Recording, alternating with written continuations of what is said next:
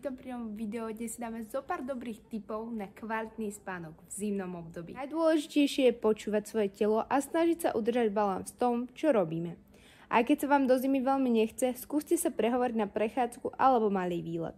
O to viac sa budete tešiť na hrnček teplého čaju a niečo dobré k tomu, pretože si to zaslúžite. Niektorí ľudia sú prirodzene naladení na tento ročný cyklus so 4 ročnými obdobiami. Väčšinu však prekvapí iná energia a nálady v lete a v zime. Najviac to asi cítime na zvýšenej potrebe spánku v zimnom období. To súvisí hlavne s nedostatkom svetla. Ako teda bojovať proti zimnej únave? Spánok v zime. Cítite sa stále unavený a ospalý, ale v noci nemôžete zaspať a ráno sa budíte dolamaní?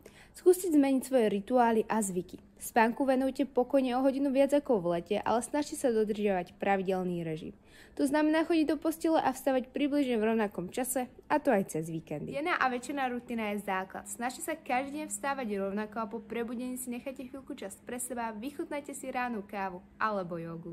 Hlavne v zime je potrebné myslieť na to, že pri nedostatku spánku sa zhoršuje pozornosť, myslenie a dostaví sa pocit únavy. Dlhodobý nedostatok spánku tiež podlamuje vašu imunitu. Veľa ľudí je zvyknutých bojovať proti únave pitím kávy. V zime sa spotreba tohto nápoja u niektorých ľudí ešte zvyšuje. Ak si ale dáte šálku kávy neskoro popoludní, aby ste vydržali do večera, budete mať možno problém zaspať. Lepšie ako káva je pre dobrý spánok hrnček bylinkového čaju, medovka, harmanček alebo levandula. Veľmi dôležitá je pohodlná posteľ a lôžkoviny. Aby ste sa doma poriadne vyspali, nesmiete zabudnúť na dobrú posteľ, pohodlný madrac, vankúš a posteľnú bielizeň. Pre dobrý spánok musí byť v spálni tma. Znamená to, že pred svetlami z ulice, ktoré vám svietia do izby, zatiahnite závesy alebo rolety.